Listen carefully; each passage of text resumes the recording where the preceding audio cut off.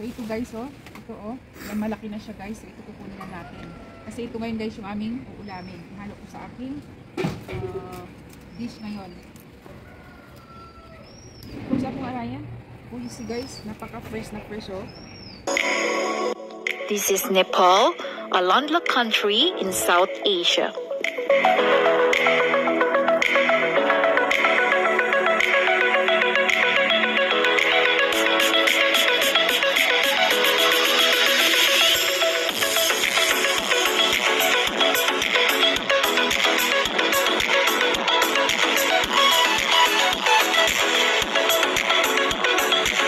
Guys, good afternoon. So kahapon guys no, saglit ako diyan sa garden dahil nagpitas ako guys ng broccoli, 'di ba? So ngayon guys ay ipapakita ko sa inyo dahil mataas yung sikat ng araw ngayon. So maganda siya tingnan na nasisikatan siya ng araw dahil makita mo talaga guys no, sobrang green yung mga broccolis. Kahapon kasi makulimlim na kasi that time mga 5:30 na guys no. So winter ngayon dito guys sa Nepal kaya medyo dark talaga siya kaya hindi maganda tingnan. Kaya ngayon I will take that chance na ipapakita ko sa inyo dahil I'm sure mapapawaw talaga kayo. Kaya tara na, let's go.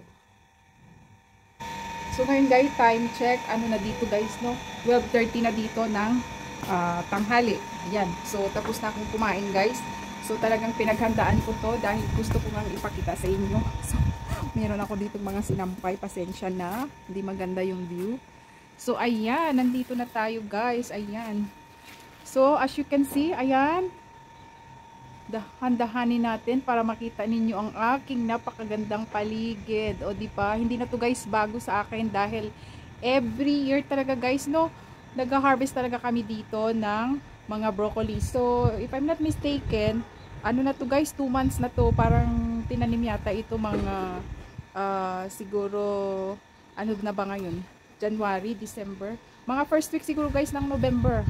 Yan, kung hindi ako magkamali. Hindi ko na totally maalala kung anong date yun guys. Pero ayan, as you can see, oh. Yan, i-close up natin. O, diba guys? Yan. So, bago ang lahat, mag-selfie muna ako dito para ipakita, para may pang thumbnail tayo guys. O, diba? Ganda, oh. So, ayan, iikot ko yung camera, no? Dahil dito sa aking kaliwa or sa kanan. Ay, kanan pala. Ayan. Puro guys, may bunga na silang lahat. O, diba? Oh, ayan guys, tingnan nyo yung sa likod ko. Ang ganda tingnan. 'Di ba? Oh, kasi may mataas ngayon ang araw. Kaya kitang-kita mo talagang sariwang-sariwa ang kanilang mga kulay. Ayan. Dito dapat tayo mag-selfie para against the light. Maganda yung kulay. So ngayon guys, dito na lang ako mag-vlog. So ngayon guys, alam nyo ba, itong mga broccoli na to ay sobrang mahal dito no kapag hindi siya season. So this time season siya kaya makukuha mo lang siya ng 1 kg is 100. O diba? Kasi kahit saang mga tindahan, napakaraming broccoli guys at murang-mura siya dahil yun nga season. So every year nagtatanim talaga kami dahil hindi naman namin to guys binibenta. Yung kami lang nagko-consume talaga. So since may bunga na siya, kailangan unti-untiin na namin ng pitas, no? Minsan yung kapitbahay namin dyan, no? Yung laki ng bahay na yan, no? So nagbibigay, kanina nagpitas yung nanay ko, binigyan siya ng 2 peraso. Kasi hindi namin kaya guys kasi napakarami ng bunga. At saka ang maganda nito guys, no, kapag namunga na siya, yung ano ba? Yung sabay-sabay. Kaya hindi namin kayang ubusin guys. Kaya talaga naman pinamimigay lang namin. Minsan yung ating asawa ko pupunta sila dito. So binibigyan namin sila. So tingnan niyo yan, oh, super dami talaga.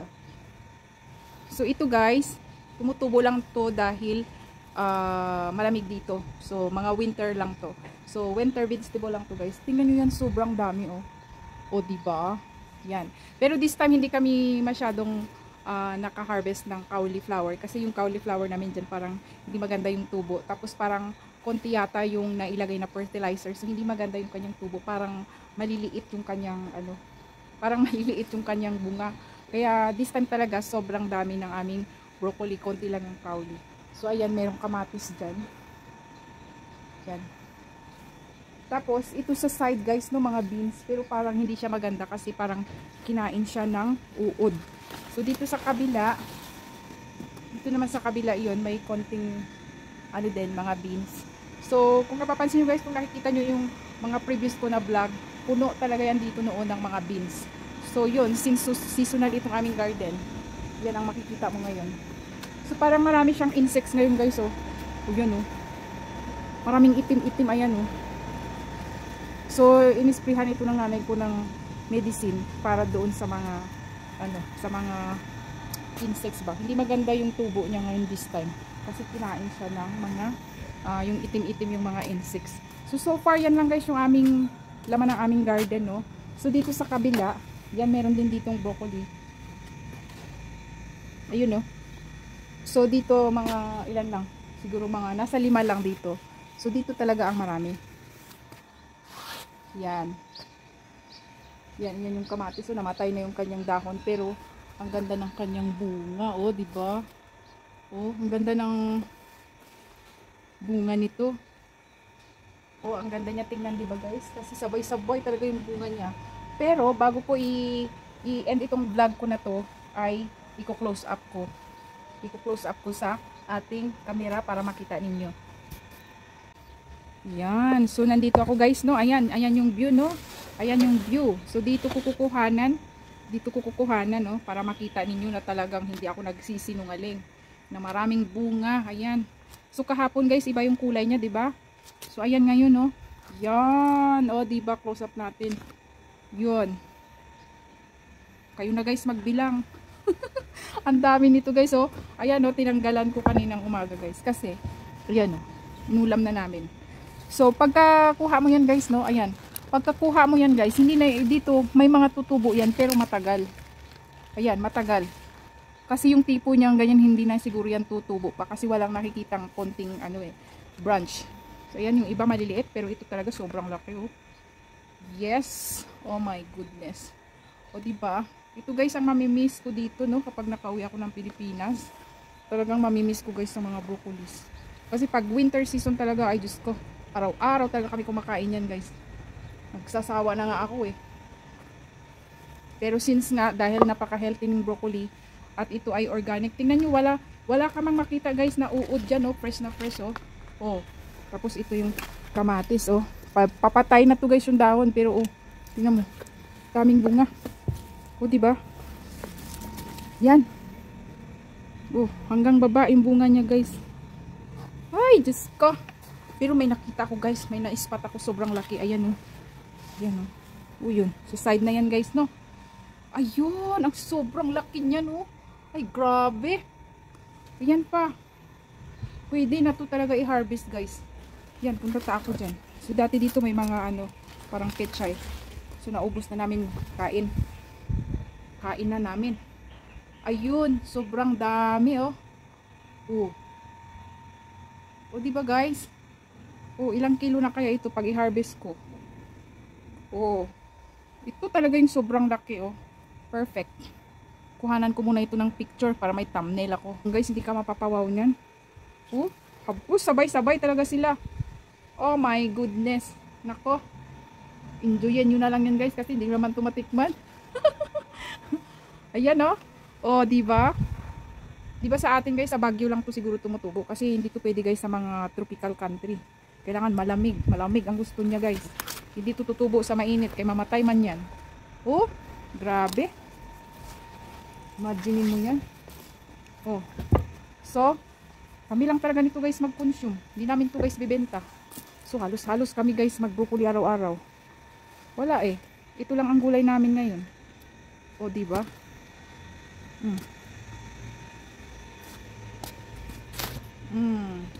So, ano guys? Nagsawa na kayo kakatingin? Oh, kung nagkasawa na kayo, kakatingin ito. Stop ko na tong vlog ko guys. Kasi every year talaga to meron eh. Pag hindi nyo to guys putulin kaagad, no? Yan, no? Parang mag-ano siya, maya-maya magkaroon yan ng parang yellow-yellow, hindi na siya fresh. Oh, sobrang sariwa talaga guys. Ay, grabe. Doon, banda doon, punta tayo kasi meron doon malalaki. Yan. Ito ngayon yung pipitasin ko kasi malaki na siya, oh. Ito, diba? O, diba? Oh, green na green. Oh. Yan. So, puputulin ko. Since wala akong cameraman. Teka lang. Ako muna ang mag-cut. Oh, ganyan na lang ang pag-cut kasi walang cameraman. Oh, diba guys? Ayan na siya, oh. Wow. Ay, sandali. Hindi pa nakat masyado. Yun, ang hirap naman ng walang cameraman, guys, no? See? Oh, diba? So, kung tatanungin nyo ako, guys, no? Kung baka gusto nyong tanungin ako na ikaw ba ang nagtanim niyan? So, actually, guys, no? Meron kaming pinagkakatiwalaan dito na nagtatanim nitong mga broccoli na to. So, yung nanay ko, dahil since alam niya na hindi naman ako talaga expert sa mga ganito, ano niya, guys, tanim niya dito sa kanyang katulong. Yung katulong namin, dyan lang yung bahay nila, kapitbahay lang namin. So, siya talaga, guys, ang nito, siya talaga ang nagtatanim ng mga ito. Syempre, tulong din ako, guys, dilig lang. O, diba? So, since nga ayaw ng nanay na galawin ko yung mga yan, so, tulong-tulong lang ako, guys, sa pagdilig ng mga ito. Kasi nga, siya talaga ang nagtatanim nito, guys. Alam mo na, tagapitas lang tayo, o diba? O, tagapitas lang tayo, guys. Pero, yun na nga, dahil expert na kasi yun, kasi may sarili din siyang garden dyan sa bahay nila. So, alam niya kung paano ito i-cultivate. Pero, talaga everyday, nung maliliit pag mga ganyan pa lang siya, guys, kahaba, dinidiligan talaga namin ito everyday para mabilis siyang lumaki ba. Tapos, pag before siya namumunga, guys, pinapalagyan na siya ng nanay ko ng ang tawag dito, yung pupo ng kalabaw, kasi nga para maganda yung kanyang tubo, para tataba siya, di ba?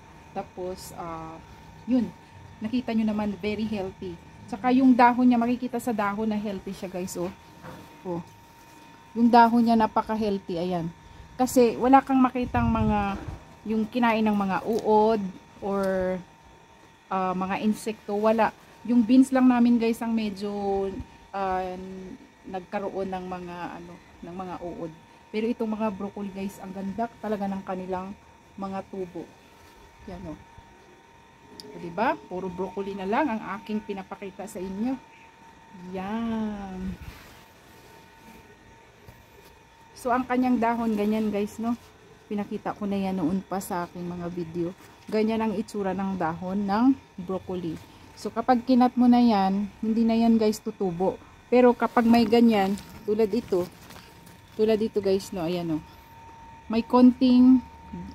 Pag kinat ko dito, may konti siyang umuusbong, ayan, o. So, pwede pa yan tumubo. Pero, hindi na talaga, tulad ng iba, pag kinat mo na siya at walang parang branch na umuusbong, hindi na yan, guys, pwede. So, yun lang.